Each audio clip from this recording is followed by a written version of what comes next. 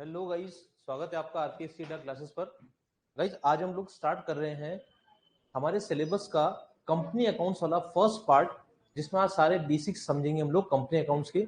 ये क्लास हमारी हाइब्रिड होगी, लाइव प्लस हाइब्रिड क्लास है, मतलब हमारे पास और भी स्टूडेंट्स हमारे सामने हैं, तो हमारी क्लास हाइब्रिड जाएगी। So let's start company accounts का पार्ट फर्स्ट। देखो, सबसे पहले कंपनी अकाउंट्स के पार्ट फर्स्ट में, अच्छा आप लोगों को मीडियम में इंग्लिश हिंदी मिक्सअप मैनेज हो जाएगा ना? ठीक है। देखो, सबसे पहले हमारे पास अगर हम कंपनी अकाउंट्स की बात करें, वॉइस रिफ्लेक्ट हो रही है। कंपनी अकाउंट्स में सबसे पहले हमारे पास शेयर कैपिटल वाला पार्ट है, जो शायद आपने पहले भी बहुत बार पढ़ रखा होगा, शेयर कैपिटल वाला पार्ट। ठीक है, हम उसी पार्ट में उसी को वापस पढ़ेंगे, बट हम ये कोशिश करेंगे कि हमारे पास कुछ छोटी छोटी चीजें हैं, छोटे छोटे कॉन्सेप्ट हम लिखते भी जाएंगे और छोटे छोटे कॉन्सेप्ट को समझते जाएंगे। क्योंकि जब भी हमारे पास कोई एमसीक्यू क्वेश्चन आता है, तो वो एमसीक्यू क्वेश्चन छोटे लॉजिक के ऊपर आता है, छोटा कॉन्सेप्ट है। आपके पास कोई भी ऐसा क्वेश्चन नहीं होता जिसमें आपको बहुत कुछ सॉल्व करना पड़े। हाँ, कुछ ऐसे पॉइंट्स होते हैं जहाँ पे आपको सॉल्व करना पड़ता है, जैसे फॉर एग्जाम्पल री इश्यू ऑफ शेयर्स में प्रॉफिट कितना हुआ, ठीक है, फोरफीचर में शेयर फोरफीचर अकाउंट में कितना पैसा जाएगा। कुछ छोटी कैलकुलेशंस होंगी, बट उसके लिए भी हमको छोटे कॉन्सेप्ट समझने पड़ेंगे। तो हम शुरू से फ्रॉम स्टार्टिंग आज हम थ्योरी पार्ट करेंगे। पहले कुछ 1 से 2 दिन हमारा थोड़ा बहुत थ्योरी पार्ट चलेगा, जिसमें छोटे छोटे कॉन्सेप्ट सीखेंगे जो हमारे लॉ के ऊपर बेस्ड है, जो हमारा कंपनीज एक्ट है। कंपनीज एक्ट के ऊपर हमारे पास छोटे छोटे छोटे से प्रोविजंस हैं जो हमारे अकाउंटिंग करते समय अप्लाई होते हैं। वो सारे प्रोविजंस हम सीखेंगे, फिर हम प्रैक्टिकल पार्ट पे आएंगे धीरे धीरे। ठीक है, तो देखो, सबसे पहले हमारी बेसिक डेफिनेशन कंपनी की क्या है। Company is a joint stock company. Company को हम जॉइंट स्टॉक कंपनी भी कहते हैं। कभी कभी एग्जाम में क्वेश्चन आता है जॉइंट स्टॉक कंपनी का, तो स्टूडेंट्स कंफ्यूज हो जाते हैं कि जॉइंट स्टॉक कंपनी क्या है। हम कंपनी को जॉइंट स्टॉक कंपनी ही कहते हैं। क्यों कहते हैं हम लोग जॉइंट स्टॉक कंपनी? देखो, कंपनी का नाम जॉइंट स्टॉक कंपनी भी है, उसका रीजन क्या है? जो लोग कंपनी में पैसा लगा रहे हैं वो लोग मिलकर लगा रहे हैं। जॉइंट, जॉइंट मतलब सब मिलकर लगा रहे हैं। जॉइंट का मतलब ये हो गया। अब स्टॉक की बात करते हैं। हम यहाँ पे स्टॉक मतलब क्लोजिंग स्टॉक नहीं बोल रहे, जो हमारे व्यापार में बच जाता है क्लोजिंग स्टॉक 31 मार्च को, हम उसकी बात नहीं कर रहे हैं। स्टॉक का मतलब है शेयर्स। स्टॉक एक कॉमन वर्ड है। स्टॉक हमेशा शेयर्स के लिए काम भी आता है। स्टॉक, अगर कंपनी डिबेंचर इशू कर रही है तो डिबेंचर के लिए भी स्टॉक वर्ड काम आता है, कॉमन वर्ड है। ठीक है, बॉन्ड्स के लिए भी स्टॉक काम आता है। ठीक है, तो क्लियर? स्टॉक क्यों है, स्टॉक वर्ड क्यों बोला? बिकॉज ये कॉमन वर्ड है। आप देखेंगे हम क्या बोलते हैं, Bombay stock exchange. Stock word क्यों लगाया? क्योंकि कॉमन वर्ड है। अब बॉम्बे स्टॉक एक्सचेंज में बॉन्ड्स में भी डील करते हैं वो लोग, डिबेंचर्स में डील करते हैं, प्रेफरेंस शेयर्स में भी डील करते हैं वो लोग, इक्विटी शेयर्स में डील करते हैं। इसीलिए वर्ड क्या लगा है, स्टॉक। तो स्टॉक एक कॉमन वर्ड है। और कंपनी को क्या कहा जाता है? कंपनी को कहा जाता है जॉइंट स्टॉक कंपनी। ठीक है, कंपनी का वर्ड है जॉइंट स्टॉक कंपनी। ये क्लियर है जॉइंट स्टॉक कंपनी के स्टॉक का मतलब क्या है? अच्छा, अब एक वर्ड आता है कंपनी। कभी कभी एक छोटा सा क्वेश्चन इतना इजी आ जाता है कि हम कंपनी किसको कहते हैं। कंपनी का जो बेसिक मीनिंग है, इस वर्ड को हम लोग क्रैक करें तो इसका मतलब है कम टुगेदर। कंपनी मतलब सब मिलकर आओ, मिलकर काम करो, come together to earn the money. पैसा कमाने के लिए सब एक साथ आ जाओ, टू अर्न द मनी। क्या था, क्लियर है? हमारे इंडिया में कंपनी को जो समझने, जिसने पब्लिक को कंपनी के बारे में समझाया कि कंपनी क्या होती है, वो एक पर्सन थे, वो थे धीरू भाई अंबानी। धीरू भाई अंबानी ने लोगों को समझाया कि कंपनी का मतलब क्या होता है। कंपनी का मतलब ये होता है कि सब लोग मिलकर पैसा कमाएं। और ऐसा क्यों हुआ, धीरू भाई अंबानी ने ऐसा कैसे किया? एक ऐसा समय आया था जब धीरू भाई अंबानी के पास बहुत क्रैश क्राइसिस आ गए थे। कैश नहीं था उनके पास, व्यापार करने का पैसा नहीं बचा। तो उन्होंने उस जगह बहुत अच्छा दिमाग लगाया। उन्होंने बोला कि मेरे पास व्यापार करने के लिए पैसा इसलिए नहीं बचा है क्योंकि मैं इंडिविजुअल व्यापार कर रहा हूँ, मुझे सब लोगों को मिला के व्यापार करना चाहिए। तो उन्होंने शेयर्स इशू कर दिए रिलायंस को। रिलायंस को कंपनी बना दिया और शेयर्स इशू करके बहुत सारा पैसा इकट्ठा कर लिया और रिलायंस को बहुत ऊंचाइयों पे लेके गए। तो कंपनी का मतलब ये थी come together to earn the money, सब लोग आए मिलकर और पैसा कमाए। क्लियर है? समझ में आ गया? अब कंपनी के बारे में क्या बोला है? सबसे पहला है कंपनी लीगल पर्सन है। Company is a legal person. Legal कैसे? कंपनी का लॉ में एक स्टेटस है। कोई भी कंपनी है वो एक लीगल पर्सन है और उसका लॉ में स्टेटस है। क्यों है उसका लॉ में स्टेटस? क्योंकि कंपनी को क्रिएट किया गया है। कंपनी क्रिएट की गई है कैसे? कंपनी क्रिएट की गई है इन कॉर्पोरेशन से। इन कॉर्पोरेशन मतलब कंपनी को कॉर्पोरेट किया गया और एक लीगल पर्सन का कपड़े पहनाए गए उसको। कंपनी हमारे जैसे एक पर्सन है, बस वो आर्टिफिशियल पर्सन है, हमें एक नेचुरल पर्सन है। तो कंपनी भी एक पर्सन है जो कि उसका एक लीगल अपना लीगल स्टेटस है। कंपनी एक लीगल स्टेटस है क्योंकि लॉ के अंतर्गत कंपनी, लॉ की आइज में मतलब लॉ कंपनी को मानता है कि लीगल पर्सन है। और कैसे है, हमारे पास एक रजिस्टर होता है, आरओसी पर्सन होता है जिसको हम कहते हैं रजिस्ट्रार ऑफ कंपनीज। शायद आपने पहले सुना होगा रजिस्ट्रार ऑफ कंपनीज। किसी भी, जैसे अगर हम राजस्थान की बात करें, राजस्थान में अगर आपको कंपनी बनानी है तो आरओसी ऑफिस है जयपुर में, सहकार भवन में आरओसी बैठता है। तो आरओसी का मतलब होता है registrar of companies, registrar of companies. अब यहां पे क्या लिखा मैंने, देखो रजिस्ट्रार ऑफ कंपनी, ये एक डेजिग्नेशन है, लॉ की डेजिग्नेशन है, लॉ का एक औहदा है, ठीक है। ये आदमी, ये जो यहाँ पे जो आदमी बैठा है वो हमारी कंपनी को रजिस्टर करता है। कैसे होता है कंपनी का रजिस्टर, इस आदमी के पास होता है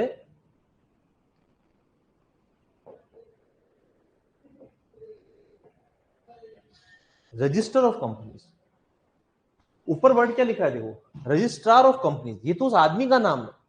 एक क्वेश्चन में ये भी पूछा जा सकता है कि कौन हमारी कंपनी को रजिस्टर करता है। एक डेजिग्नेशन है लॉ की, वो आदमी हमारी कंपनी को रजिस्टर करता है जिसका नाम है रजिस्ट्रार ऑफ कंपनीज। उसके पास कौन सा रजिस्टर है, रजिस्टर ऑफ कंपनीज। जैसे ये मान लो मेरे पास एक रजिस्टर है, ये मेरा रजिस्टर है। अब आपकी कंपनी करनी है, मुझे रजिस्टर करनी है, सारे डॉक्यूमेंट्स आपने सबमिट कर दिए, मैं कंपनी का नाम डाल दूंगा एबीसी लिमिटेड या एबीसी प्राइवेट लिमिटेड। जैसे इस रजिस्टर में नाम चढ़ा, इस रजिस्टर ऑफ कंपनीज में नाम चढ़ा, इस रजिस्टर में नाम चढ़ गया आपकी कंपनी का, मतलब आपकी कंपनी जिंदा हो चुकी है। अब आपकी कंपनी का आर्टिफिशियल पर्सन बन चुकी है। और ये समझ में आया लीगल पर्सन कैसे बना, इस रजिस्टर ऑफ कंपनीज में नाम आ गया, इसका मतलब कंपनी लीगल पर्सन बन चुकी है। लॉजिक क्लियर कि कंपनी कैसे पैदा होती है, कंपनी कैसे एक लीगल पर्सन बनती है, ठीक है। अब देखो क्या बोला है, अब हमें बोला है कि कंपनी जब बनती है, it is a legal person not having a physical existence. Company का कोई एग्जिस्टेंस नहीं होता। हम और आप जैसे दिखते हैं, कंपनी इनविजिबल है, कंपनी दिखती नहीं है, ठीक है, बट लीगल पर्सन है। Next is separate legal entity है, कंपनी का मेंबर से कोई लेना देना नहीं है। रिलायंस है, रिलायंस के बहुत सारे शेयर होल्डर्स हैं, वो सब कंपनी के मेंबर है, सब कंपनी के मालिक है।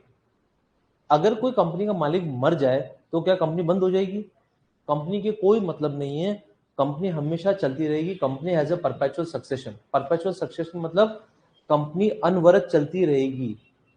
कंपनी को कोई मतलब नहीं है कोई मेंबर मर जाए, किसी किसी मेंबर को, कोई मेंबर इंसॉल्वेंट हो जाए, इंसॉल्वेंट मतलब दिवालिया हो जाए, कोई मेंबर ल्यूनेटिक हो जाए, ल्यूनेटिक मतलब पागल हो जाए, कंपनी को कोई दिक्कत नहीं है। कोई मेंबर की डेथ हो जाए, कोई मेंबर इंसॉल्वेंट हो जाए, कोई मेंबर ल्यूनेटिक हो जाए, कंपनी हमेशा चलती रहेगी अनवरत।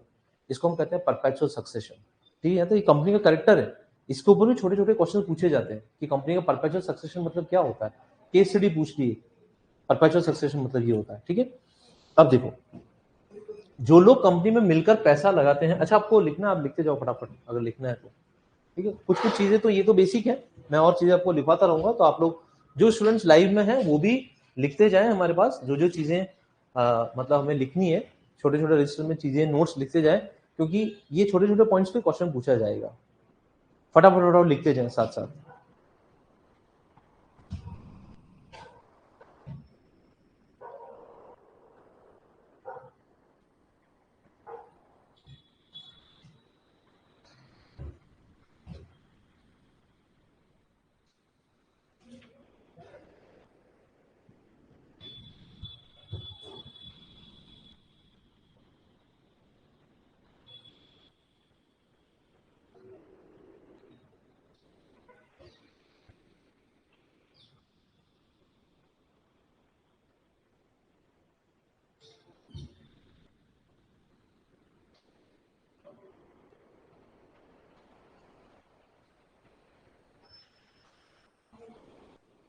ठीक है, आगे बढ़े हम। अब देखो, अब हमें बोला है कि कंपनी बनती कैसे है, या कंपनी की बेसिक डेफिनेशन क्या है। देखो, कंपनी की बेसिक डेफिनेशन उसमें बोला है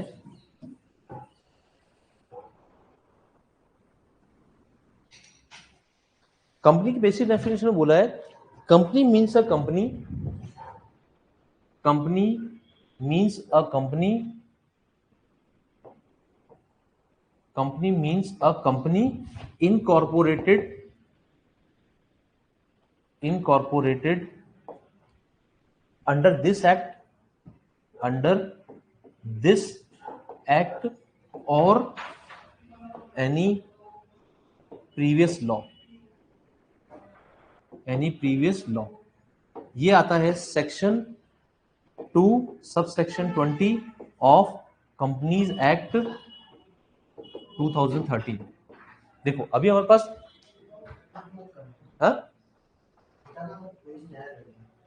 कैसे लेंगे इसी से? अच्छा ठीक है, थैंक यू, ये और अच्छा हो गया, थैंक यू।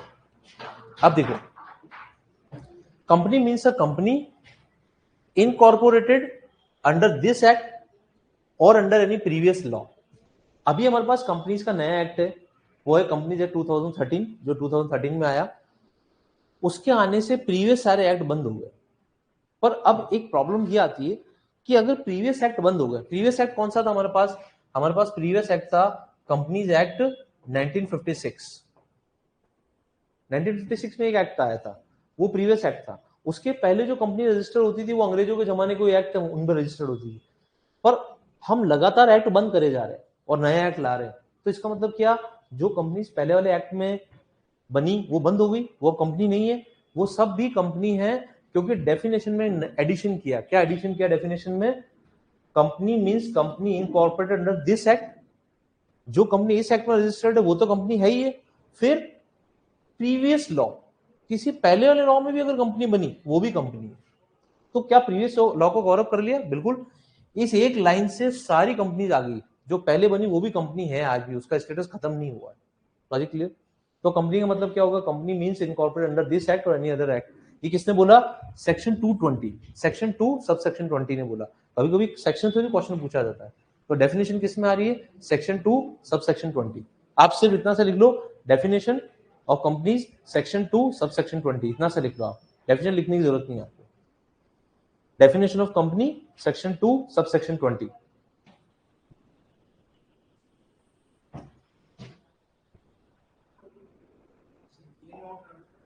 नहीं, डेफिनेशन मत लिखो आप, जरूरत नहीं डेफिनेशन की। लिखो, आपको मिल जाएगी बुक में, किसी में मिल जाएगी डेफिनेशन को। जरूरत नहीं सब, बस अब डेफिनेशन कौन सा सेक्शन गवर्न कर रहा है वो इंपॉर्टेंट है।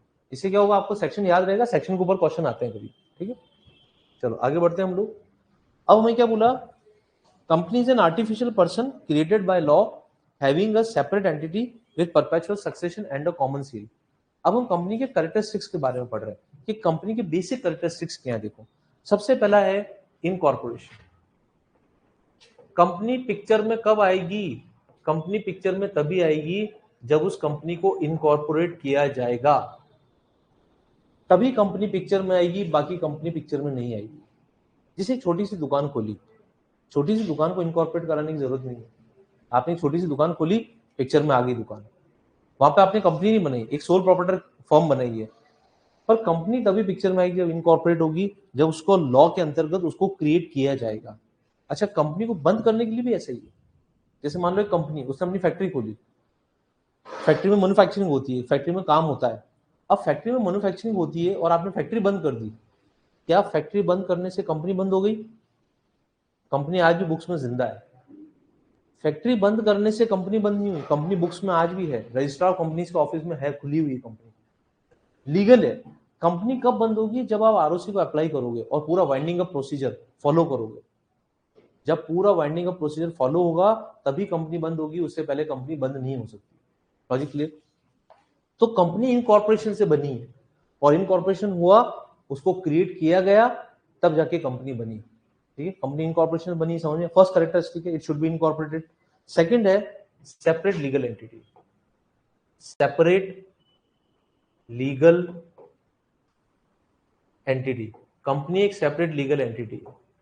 ठीक है दोस्तों, सेपरेट लीगल एंटिटी का मतलब है कंपनी का अस्तित्व उसके मेंबर से बिल्कुल अलग है। कंपनी को अपने मेंबर से कोई लेना देना नहीं। कोई मेंबर मर जाए, ल्यूनेटिक हो जाए, पागल हो जाए, इंसॉल्वेंट, दिवालिया हो जाए, कंपनी को कोई फर्क नहीं पड़ता, कंपनी का सेपरेट लीगल एंटिटी, कंपनी यथावत चलती रहेगी, उसको शेयर होल्डर से कोई लेना देना। ये clear, separate legal entity. Third point है, कंपनी एक आर्टिफिशियल पर्सन है। कंपनी का थर्ड कैरेक्टरिस्टिक है, कंपनी एक आर्टिफिशियल पर्सन है जिसको लॉ के अंतर्गत क्रिएट किया गया, और जैसे ही आपने क्रिएट करा आर्टिफिशियल पर्सन, कंपनी जिंदा होगी। अब इसका महत्व क्या है, हम इसको आर्टिफिशियल पर्सन बोल रहे हैं, इसका महत्व क्या है? इसका महत्व ये है, यू कैन सी दैट कि कंपनी अपने नाम से प्रॉपर्टी खरीद सकती है, अपनी प्रॉपर्टी को बेच सकती है, किसी सप्लायर या कॉन्ट्रैक्टर से कॉन्ट्रैक्ट और एग्रीमेंट कर सकती है, कंपनी किसी को स्यू कर सकती है, और कंपनी को भी कोई स्यू कर सकता है। स्यू मतलब समझ गए, केस कर सकता है। कंपनी आर्टिफिशियल पर्सन है, इस वजह से सब कुछ कर सकती है। कंपनी अपने नाम से प्रॉपर्टी ले सकती है, उसको किसी को स्यू कर सकती है, मतलब कंपनी स्वतः सब काम कर सकती है। स्वतः कब काम कर सकती है? सारे काम क्यों कर पाती है? क्योंकि कंपनी एक आर्टिफिशियल पर्सन है। लॉ ने बोला you are artificial person now, इसलिए कंपनी सारे काम कर सकती है। इसका इंप्लीकेशन समझ में आ गया? ठीक है। नेक्स्ट है परपेचुअल एग्जिस्टेंस। परपेचुअल मतलब अनवरत, परपेचुअल एग्जिस्टेंस या परपेचुअल सक्सेशन, कुछ भी कह सकते हो आप। सक्सेशन मतलब कंपनी चलती रहेगी, कंपनी कभी बंद होने वाली नहीं है, कंपनी का परपेचुअल सक्सेशन है। ठीक है। और कंपनी किसी भी मेंबर की डेथ तो उनसे इफेक्ट होने वाली नहीं है। कंपनी का अपना परपेचुअल सक्सेशन, कंपनी अनवरत चलती रहेगी जब तक आप वाइंडिंग अप के थ्रू कंपनी को बंद नहीं करोगे। वाइंडिंग अप करोगे तो ही कंपनी बंद होगी, बाकी नहीं होगी। ठीक है, क्लियर। कंपनी की लायबिलिटी या कंपनी की मेंबर्स की जो लायबिलिटी है, कंपनी के मेंबर्स की लायबिलिटी कैसी है? कंपनी के मेंबर्स की लायबिलिटी लिमिटेड है। कंपनी के जो मेंबर्स है उनकी लायबिलिटी लिमिटेड होती है। दो तरह की कंपनी हमारे इंडिया में बनती है, उसके बारे में बता देता हूँ यहीं पे। इंडिया में बेसिकली दो तरह की कंपनी बन सकती है। एक कंपनी बन सकती है लिमिटेड, जिसमें लायबिलिटी लिमिटेड है, और एक कंपनी बनती है अनलिमिटेड, जिसमें किसी भी मेंबर की लायबिलिटी कैसी है? अनलिमिटेड है। अनलिमिटेड का मतलब है अगर कंपनी में घाटा हुआ, कंपनी में लॉस हुआ, उस कंपनी के लॉस को बियर करने के लिए मेंबर की खुद की पर्सनल प्रॉपर्टी बेचनी पड़ सकती है उसको। जैसे पार्टनरशिप में होता है, पार्टनरशिप में मेंबर्स की लायबिलिटी कैसी होती है? अनलिमिटेड। वैसे ही अगर आपने अनलिमिटेड कंपनी बनाई तो उस शेयर होल्डर्स या मेंबर्स की लायबिलिटी कैसी होगी? अनलिमिटेड होगी। ये क्लियर? हालांकि ऐसी कोई कंपनी बनाएगा नहीं, कौन बेवकूफ होगा जो अनलिमिटेड बनाए, बट लॉ में अनलिमिटेड कंपनी का क्लॉज है। लॉ कहता है कि अनलिमिटेड कंपनी बनाई जा सकती है। ठीक है। नेक्स्ट, लिमिटेड लायबिलिटी जो कंपनीज होती है उसमें दो तरह की लिमिटेड लायबिलिटी होती है। एक होती है लिमिटेड बाय शेयर्स, एक होती है लिमिटेड बाय शेयर्स, और एक कंपनी होती है जिसमें होता है लिमिटेड बाय गारंटी। बात समझ में आई? एक होती है लिमिटेड बाय गारंटी। दो तरह की लिमिटेड लायबिलिटी कंपनी होती है, जिसमें एक होता है लिमिटेड बाय शेयर्स, जितना आपने शेयर खरीदा उतनी आपकी लायबिलिटी है। आपने शेयर का पैसा दे दिया, बहुत ठीक है, अगर नहीं दिया तो भी जितना पैसा बाकी है और जो पहले दे दिया उन दोनों को मिला के उतनी आपकी लायबिलिटी है। इसको समझ लेते हैं पहले, तो ये क्लॉज वापस आएगा तो हमको उससे पहले समझ में आ जाना चाहिए। देखो, शेयर की फेस वैल्यू होती है, ये सब आप जानते हैं। किसी भी शेयर का अंकित मूल्य है, उसकी फेस वैल्यू। जैसे नोट होता है, 500 का नोट है, उस पर क्या लिखा है? 500 लिखा है। ये 500 उसकी फेस वैल्यू है। 500 के नोट पर अगर 500 लिखा है तो उसकी फेस वैल्यू मतलब समझ गया, अंकित मूल्य। ये 500 का नोट आप बाजार में किसी को भी दोगे तो आपको 500 के जितना माल मिल जाएगा। You will get the goods for ₹500, जिनकी वैल्यू 500 के आसपास है। तो ये हो गया उसकी फेस वैल्यू। इसी तरह से हर एक शेयर की फेस वैल्यू होती है। जिस मेंबर ने जितने शेयर खरीदे, हर एक शेयर की फेस वैल्यू। जैसे मान लो एक शेयर की फेस वैल्यू 10 रुपए, 10 रुपीज का शेयर है, ठीक है। कंपनी ने आपसे 10 में से 10 रुपए मंगवा लिए। कंपनी ने बोला 10 रुपए का शेयर है, आप पूरे 10 रुपए भेजो। आपने भेज दिए 10 रुपए। अब अगर कंपनी डूब गई तो आपके सिर्फ कितने डूबेंगे? 10 रुपए। आपने मान लो एक शेयर खरीदा, एक शेयर कितने का था? 10 रुपए का, तो आपके सिर्फ 10 रुपए डूबेंगे। 10 रुपए से ज्यादा नहीं डूबेंगे आपके। आपकी लायबिलिटी लिमिटेड है। आपको अपनी प्रॉपर्टी बेचने की जरूरत नहीं है, आपको अपना स्कूटर, मोटरसाइकिल, कार, ज्वेलरी बेचने की जरूरत नहीं है। कंपनी डूब जाए तो डूब जाए, आपके सिर्फ कितने डूबेंगे? आपने एक शेयर लिया 10 रुपए का, आपने 10 रुपए दे दिए, वो 10 रुपए ही डूबेंगे, उससे ज्यादा कुछ नहीं होगा आपका, इसलिए इसकी लायबिलिटी क्या लिमिटेड है। ये हो गया फुली पेड अप। अब अगर मान लो 10 रुपए में से कंपनी ने आपसे कितने रुपए मंगवाए, 5 रुपए, 5 रुपए और बाकी। वाइंडिंग अप के टाइम पे जब कंपनी डिसॉल्व हो रही, जब कंपनी बंद हो रही, जब आपसे 5 रुपए और मंगवाएगी कंपनी आपसे, 5 रुपए पहले के और 5 रुपए अभी और मंगवाए, ये दोनों मिला के 10 रुपए हुए, मैक्सिमम आपके 10 रुपए डूबेंगे, क्योंकि लाइबिलिटी कौन सी लाइबिलिटी, लिमिटेड लाइबिलिटी। लॉजिक समझ में आया, लिमिटेड लाइबिलिटी। ये है लिमिटेड लाइबिलिटी बाय शेयर्स, ठीक है, शेयर समझ में आ गया। एक होती है गारंटी कंपनी, हमारे इंडिया में कुछ कंपनीज हैं लिमिटेड बाय गारंटी। ऐसी कंपनी में आपको पैसा लगाने की जरूरत नहीं है, कंपनी कहती है पैसे तो हमारे पास है। आपको गारंटी किस चीज की देनी है, आपको गारंटी देनी है कि कंपनी जब डिसोल्यूशन में जाएगी उस समय जितनी आप गारंटी दी थी उतना दी आपने, उतना पैसा देना पड़ेगा आपको। कंपनी आपको जिंदगी भर कमा के देगी बिना पैसे लगाए, आपने पैसा नहीं लगाया, कंपनी आपको जिंदगी भर कमा के देगी। पर जिस दिन कंपनी डिसोल्यूशन में चली गई और आपने जितनी गारंटी दी है कंपनी को, उतना पैसा आपको देना पड़ेगा। जैसे मान लो एक आदमी ने कंपनी, गारंटी वाली कंपनी थी, उसको 1.5 लाख की गारंटी दी। कितनी गारंटी थी, 1.5 लाख की। कंपनी जिस दिन डिसोल्यूशन में जाएगी उस दिन इस आदमी को 1.5 लाख रुपए देने पड़ेंगे। और अगर मान लो ये आदमी मर गया तो इसका कोई लीगल हियर होगा, इसका कोई बच्चा होगा, उसको 1.5 लाख रुपए देने पड़ेंगे।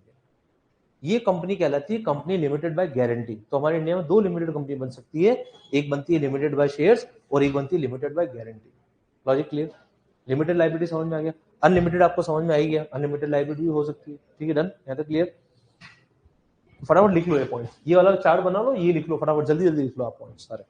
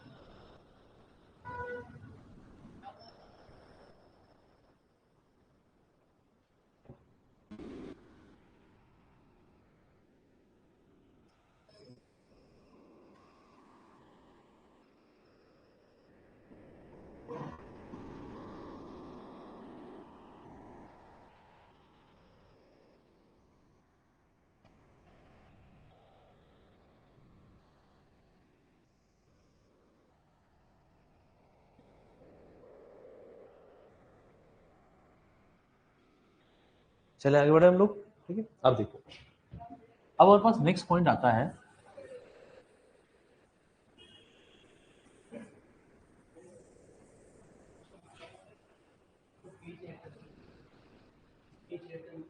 क्या चीज, अरे हाँ सॉरी, हाँ पेज ऐड कर लेते हैं, सॉरी सॉरी, सही कह रहे हैं, थैंक यू।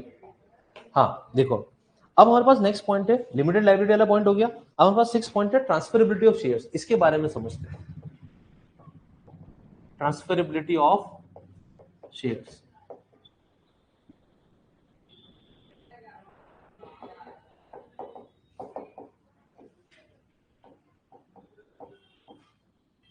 देखो ट्रांसफरेबिलिटी ऑफ शेयर्स का क्या मतलब होता है। कंपनीज के जो शेयर्स है, मतलब जिसमें आपने पैसा लगाया, आपका शेयर ट्रांसफरेबल है कि नहीं। इस केस में 2 केस बनते हैं। एक तो होती है हमारे इंडिया में पब्लिक लिमिटेड कंपनी, जिसमें पब्लिक का पैसा लगता है, और एक हमारे इंडिया में बनती है प्राइवेट लिमिटेड कंपनी, ठीक है। और आजकल एक नई कंपनी और बन सकती है, लॉ में अभी नया चेंज आया, उसको हम कहते हैं ओपीसी। ओपीसी मतलब 1% कंपनी, ठीक है। इन तीनों में अपन देखते हैं कि शेयर्स ट्रांसफरेबल है कि नहीं।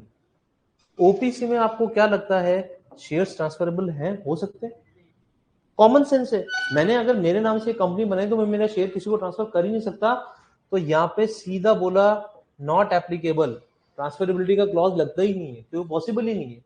अगर कॉमन सेंस की बात है, अगर मैं मेरी कंपनी बना के किसी और को ट्रांसफर कर दूंगा तो मतलब ही नहीं ना कुछ, तो ठीक है, यहाँ तक क्लियर। नेक्स्ट, अब हम प्राइवेट लिमिटेड कंपनी की बात करते हैं। प्राइवेट लिमिटेड कंपनी में शेयर्स ट्रांसफरेबल होते हैं, but restricted. Restricted not prohibited. देखो इसका क्या मतलब है, not prohibited. Private limited company में शेयर्स को ट्रांसफर किया जा सकता है, मना नहीं। नॉट प्रोहिबिटेड मतलब मना नहीं, आप अपने प्राइवेट लिमिटेड कंपनी के शेयर्स आप ट्रांसफर कर सकते हो, it's not prohibited, but it is restricted. कैसे, देखो इसका एग्जांपल समझते हैं। ए, बी एंड सी, इन तीनों ने मिलकर एक कंपनी बनाई, प्राइवेट लिमिटेड कंपनी, ठीक है। सी अब रिटायर होना चाहता है, वो अब काम करना नहीं चाहता, उसकी एज हो गई, वो बोलता है कि मेरे को अब काम नहीं करना। सी अपना शेयर क्या किसी बाहर पब्लिक के किसी आदमी को बेच सकता है? नहीं बेच सकता, क्योंकि ये कंपनी कौन सी है? Private limited. तो रेस्ट्रिक्शन क्या है? सी के ऊपर रेस्ट्रिक्शन है कि वो अपना शेयर या तो ए को बेचे या बी को बेचे, जैसा मेमोरेंडम में लिखा है या जैसा आर्टिकल्स ऑफ एसोसिएशन में लिखा है। तो सी अपना शेयर रेस्ट्रिक्टेड वे में बेच सकता है, किसी बाहर पब्लिक को नहीं बेच सकता, इट कैन नॉट सेल। यहां तक क्लियर? अब हम बात करते हैं public limited company. Public limited company में शेयर्स कैसे फ्रीली ट्रांसफरेबल है? फ्रीली ट्रांसफरेबल जैसे हम लोग देख रहे हैं, फ्रीली ट्रांसफरेबल, जैसा हम लोग देख रहे हैं फ्रीली ट्रांसफरेबल है। रिलायंस के शेयर्स हैं मेरे पास, टाटा मोटर्स के हैं, मैं चाहूं तो किसी को शेयर्स बेच दूं, मैं चाहूं तो कोई और शेयर खरीद लूं, they are freely transferable because these all companies are basically public limited companies. तो इसमें शेयर्स फ्रीली ट्रांसफरेबल होते हैं, इसमें ट्रांसफरेबल होते हैं पर रेस्ट्रिक्टेड मैनर में, मना नहीं पर रेस्ट्रिक्टेड मैनर में ट्रांसफरेबल हो, और इसमें नॉट एप्लीकेबल, ट्रांसफरेबल होते ही नहीं। पेन डाउन, फटाफट लिखो जल्दी से, ऐसे छोटे छोटे चार्ट्स बनेंगे ना तो जल्दी से आपको समझ में आएगा, फटाफट लिखते जाओ।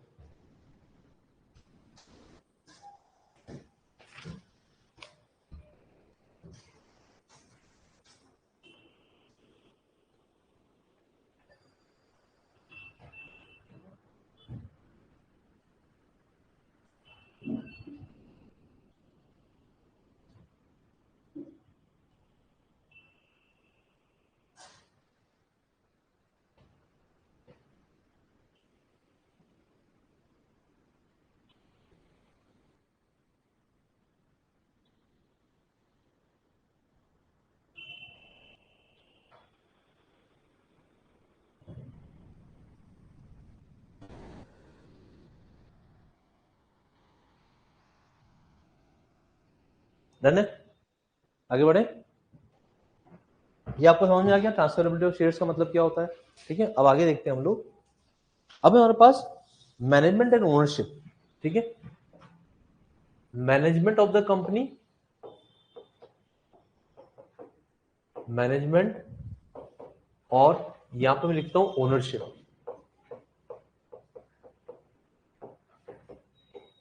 देखो मैनेजमेंट और ओनरशिप,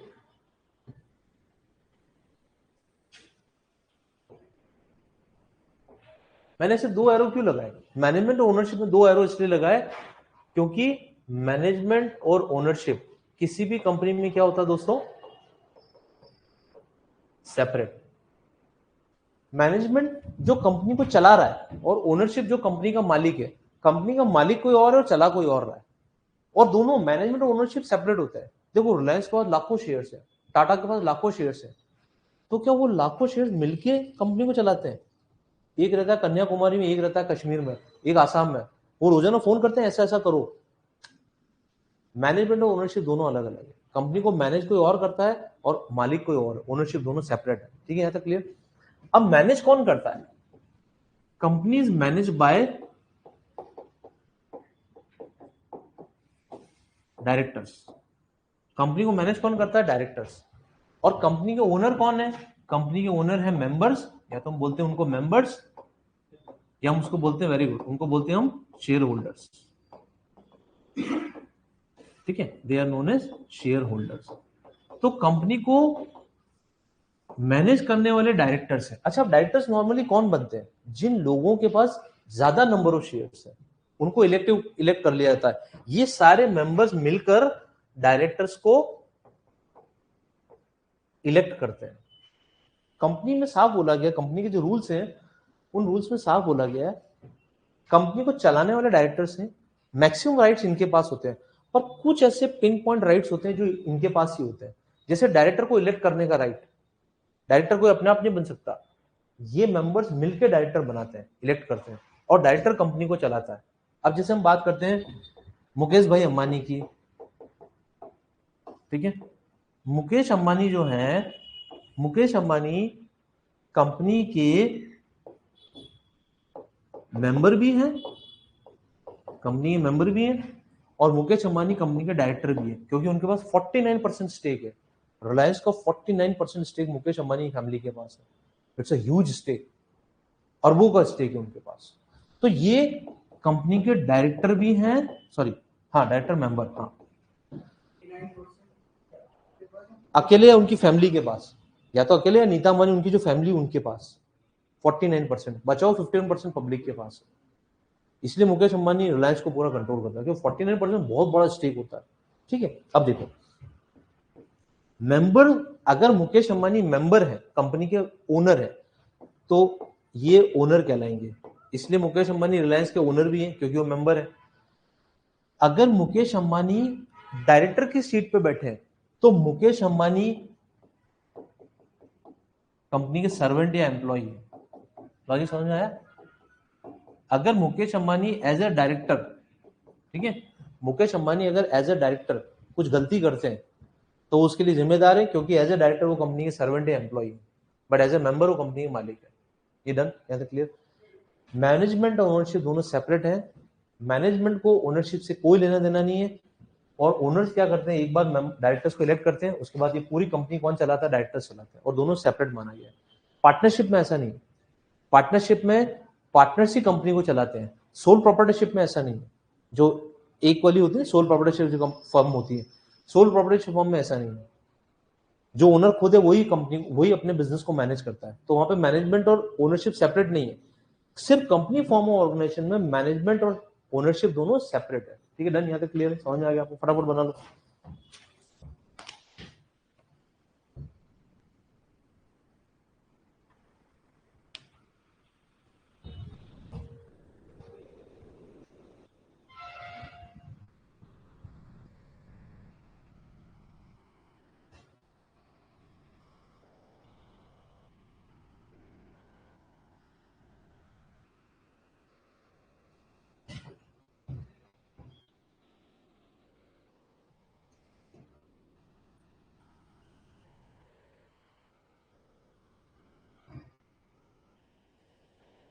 ठीक है, आगे बढ़े।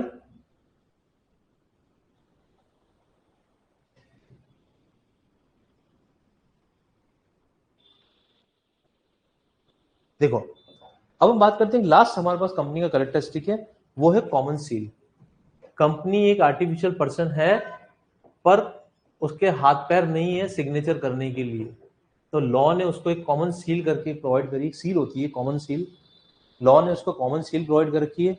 कंपनी के किसी भी डॉक्यूमेंट पे अगर सील लग गई तो ये माना जाएगा वो कंपनी का डॉक्यूमेंट है। लॉजिक क्लियर कि कॉमन सील हम किसको कहते हैं? ठीक है, चलो यहाँ तक समझ में आ गया आप लोगों को अच्छे से? ठीक है, अब एक छोटा सा डिफरेंस पढ़ लेते हैं, जो डिफरेंस हमारे बहुत काम आएगा। पार्टनरशिप और कंपनी में क्या डिफरेंस है? पार्टनरशिप एक फर्म में जो किस एक्ट में बनाई गई? पार्टनरशिप एक्ट 1932 में। कंपनी किस में बनाई गई? कंपनी एक्ट 2030 या प्रीवियस एक्ट। ठीक है, अच्छा अब पार्टनरशिप के और कंपनी के मेंबर्स की बात करते हैं हम लोग। पहले वैसे हम छोटा सा पार्ट पढ़ लेते हैं पार्टनरशिप का, क्योंकि वो कंपनी से कहीं ना कहीं डील करता है। कैसे? देखो हमारे पास पार्टनरशिप को कौन हैंडल करता है? पार्टनरशिप को हैंडल करता है Indian partnership act, Indian partnership act 1932। पर ये जो इंडियन पार्टनरशिप एक्ट है ना, ये मैक्सिमम नंबर ऑफ पार्टनर्स कितने हो सकते हैं डिफाइन नहीं करता। ये सबसे बड़ा डायनामिक सिचुएशन है जिसमें मैक्सिमम पार्टनर्स कितने होते हैं ये कौन डिफाइन करता है? Companies act. कंपनीज एक्ट 2013 ने क्या किया? जब ये कंपनीज एक्ट 2013 नया आया तो इसने क्या किया? इसने सेंट्रल गवर्नमेंट को एम्पावर किया। ठीक है, सेंट्रल गवर्नमेंट को बोला कि पार्टनर मैक्सिमम कितने होने चाहिए, ये आप डिसाइड करो। किसको एम्पावर किया? सेंट्रल गवर्नमेंट को। और देखो हंसी की बात क्या है तो इंडियन पार्टनरशिप एक्ट, पर कंपनीज एक्ट बोल रहा है कि मैक्सिमम पार्टनर कितने होने चाहिए। ये हंसी की बात है, क्योंकि इसने डिफाइन नहीं कर रखा था। तो कंपनीज एक्ट ने सेंट्रल गवर्नमेंट को बोला आप डिसाइड करो कि कितने पार्टनर मैक्सिमम होने चाहिए, पर वो लिमिट 100 की दे दी। बोले आप डिसाइड करो पर 100 के अंदर। अगर 100 पार्टनर से ज्यादा जाओगे तो कंपनी बनानी पड़ेगी फिर आपको। सेंट्रल गवर्नमेंट ने बोला ये जो 100 की लिमिट है इसके अंदर अंदर डिसाइड करना है, तो सेंट्रल गवर्नमेंट ने डिसाइड किया maximum 50 partners. 50 partner maximum partnership में हो सकते हैं, पर अगर 50 से ऊपर जाना है और मेंबर आपके साथ जुड़ रहे हैं और लोग पैसा लगा रहे हैं आपके व्यापार में और आपको 50 से ऊपर जाना है, तो फिर आपको कंपनी बनानी पड़ेगी, और वो भी प्राइवेट लिमिटेड। ओपीसी नहीं, ओपीसी में सिर्फ एक ही मेंबर होता है।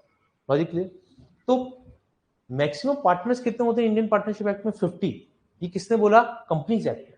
ये सबसे इंपॉर्टेंट बात है, ये समझ में आ गया आप लोगों को? ठीक है, अब देखो, अब हम बात करते हैं मेंबर्स की। जब बात निकली तो कितने मैक्सिमम मेंबर्स होने चाहिए, मिनिमम होने चाहिए, उसकी हम बात करते हैं। ठीक है, ये तो छोड़ो, लिखने की जरूरत नहीं, आगे बढ़ते हैं। देखो हमारे पास एक छोटा सा चार्ट बनाते हैं, बहुत ग्रेस्पिंग फॉर्म में पढ़ते हैं हम इसको। देखो ये है ओपीसी, ये है प्राइवेट लिमिटेड, और ये है हमारे पास पब्लिक लिमिटेड। ये है पब्लिक लिमिटेड। अब देखो सबसे पहले मेंबर्स की बात करते हैं। ठीक है,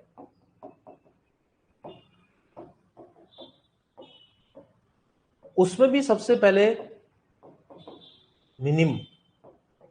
मिनिमम मेंबर्स कितने होते हैं? ओपीसी में minimum member 1, obviously 1% company. Private limited में मिनिमम मेंबर्स 2, पब्लिक लिमिटेड में मिनिमम मेंबर्स 7, 1 to 7 ऐसे याद रखना। ठीक है, अब हम बात करते हैं मैक्सिमम मेंबर्स की। ठीक है दोस्तों, मैक्सिमम ओपीसी है, यहां पे है मैक्सिमम 200, बट इसमें एक एक्सक्लूजन है। एक्सक्लूजन क्या है? Excluding past and present employees.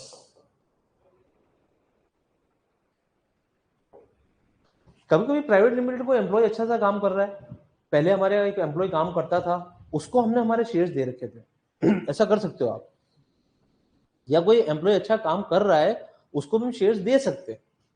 अगर आपने किसी अपने एम्प्लॉय को शेयर दे रखे हैं, वो 200 की लिमिट में काउंट नहीं होंगे।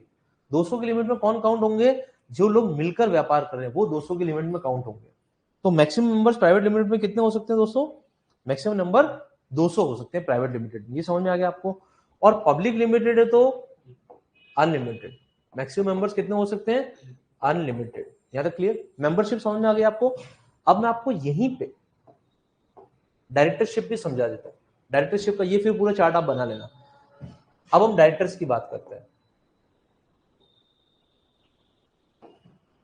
यहां पे मिनिमम डायरेक्टर कितने होंगे? 1 मिनिमम लिखता हूं, सॉरी।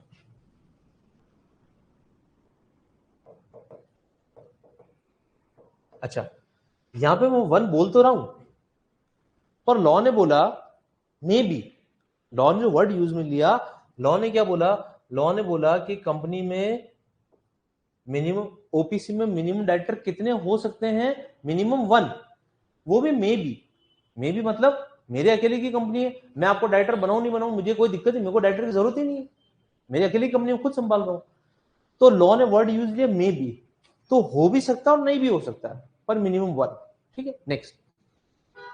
प्राइवेट लिमिटेड में शुड बी, वर्ड क्या यूज में लिया? Should be. शुड बी मतलब अगर आप डायरेक्टर बना रहे हो तो 2, मिनिमम 2 होने चाहिए। और पब्लिक लिमिटेड में वर्ड यूज में लिया मस्ट बी। मस्ट बी मतलब भैया 3 डायरेक्टर तो होने ही चाहिए, पब्लिक लिमिटेड कौन संभालेगा? नहीं तो इतनी बड़ी कंपनी को कौन संभालेगा पब्लिक लिमिटेड, जब पब्लिक का करोड़ रुपया लगा हुआ है। तो minimum 3 director must be, must होने चाहिए। तो देखो डायरेक्टर की लिमिट क्या मिनिमम की?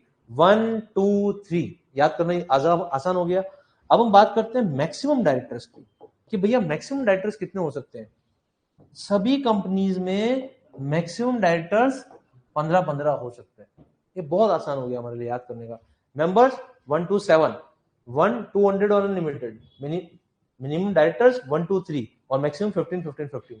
फटाफट पेन डाउन करो आप।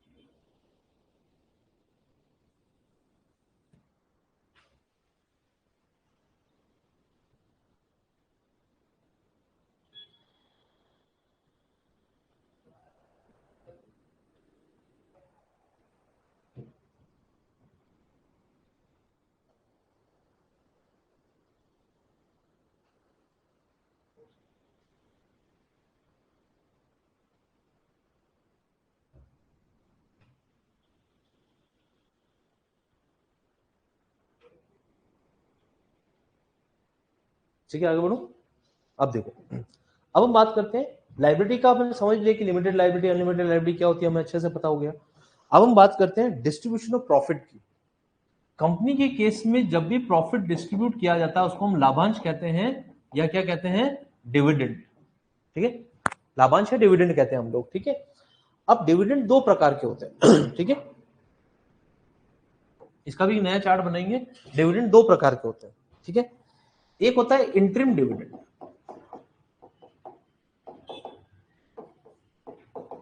एक होता है इंटरिम डिविडेंड और एक होता है फाइनल डिविडेंड।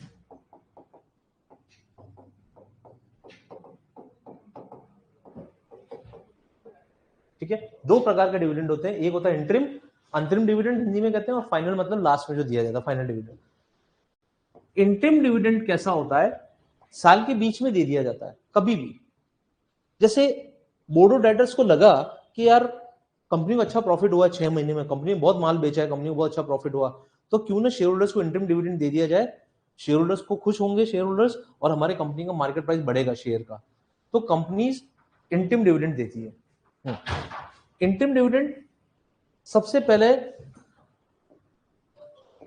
प्रपोज कौन करता है, वैसे इसमें प्रपोज करने की जरूरत ही नहीं है, मैं इसको लिख रहा हूं गलत है वैसे, डायरेक्टली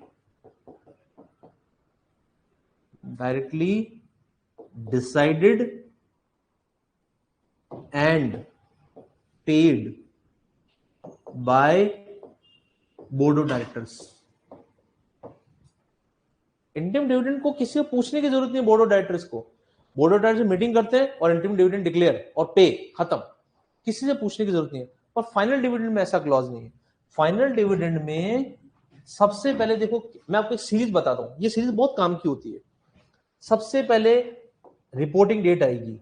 रिपोर्टिंग डेट आप समझते हैं, 31 मार्च हम रिपोर्ट करते हैं, हमारे फाइनेंशियल स्टेटमेंट्स, हमारे वित्तीय विवरणों को रिपोर्ट करते हैं।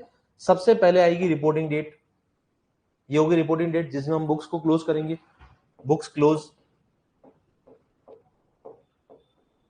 ठीक है, अब ये रिपोर्टिंग डेट के बाद ऑडिट की जाएगी, ऑडिटर आएगा और ऑडिट फाइनल होगी, ऑडिट फाइनल होगी। ठीक है, ऑडिट फाइनल होने के बाद बोर्ड ऑफ डायरेक्टर्स की मीटिंग होगी।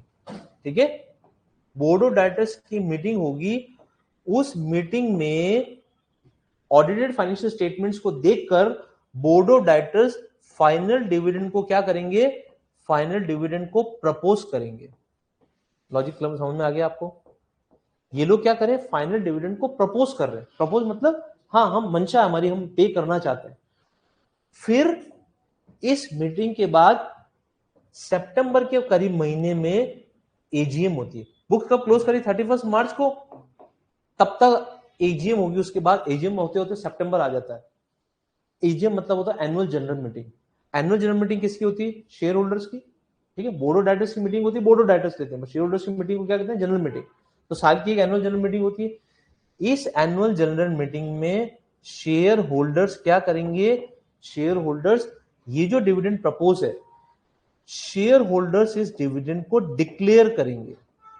अगर शेयर होल्डर चाहें तो डिक्लाइन भी कर सकते हैं। डिक्लाइन मतलब मना कर दिया, नहीं कोई डिविडेंड नहीं देना, कंपनी को पैसे की जरूरत है, कोई डिविडेंड देने की जरूरत नहीं है, तो डिक्लाइन भी कर सकते हैं और डिक्लेयर भी कर सकते हैं। जब उन्होंने डिक्लेयर कर दिया उसके बाद डिविडेंड क्या हो जाएगा, पेड। तो ये पूरा प्रोसेस किसका, फाइनल डिविडेंड का। पर इंटरिम डिविडेंड में ऐसा कोई प्रोसेस नहीं है। Interim dividend board of directors decide करके पे ऑफ कर देते हैं। That's it. लिख लो आप फटाफट जल्दी से। ये देखो छोटी छोटी चीजें पूछी जाती है एग्जाम में। हम क्या सोचते हैं कंपनी अकाउंट से बहुत बड़ा पार्ट है, बट छोटे छोटे लॉजिक्स को पूछा जाता है। और ये डेट भी पूछ ली जाती है कि भैया पहले रिपोर्टिंग डेट होगी, ऑडिट की डेट होगी। लॉजिक सिंपल है, कॉमन सेंस है, पहले रिपोर्टिंग डेट होगी फिर ऑडिट की डेट होगी।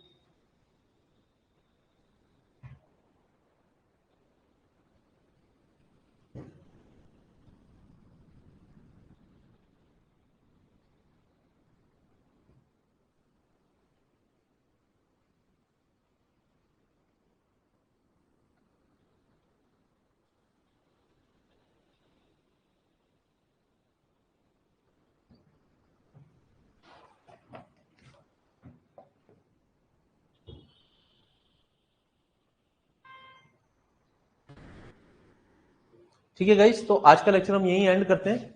ये सारे बेसिक्स हमने सीखे कंपनी लॉ के हिसाब से, कंपनी एक्ट के हिसाब से। ये सारे बेसिक्स आप पेन डाउन करेंगे अपने रजिस्टर में, और पेन डाउन करके इनको वापस से रिवाइज करेंगे। रिवाइज करने के बाद आपको सारे बेसिक्स और क्लियर होंगे, ठीक है। इसी तरह से नेक्स्ट क्लासेस में हम सारे छोटे छोटे बेसिक्स को समझते जाएंगे, जो छोटी कैलकुलेशन आएगी उनको भी समझते जाएंगे, और हम इस तरह से आगे बढ़ते जाएंगे। I hope you understand very well. Thank you very much.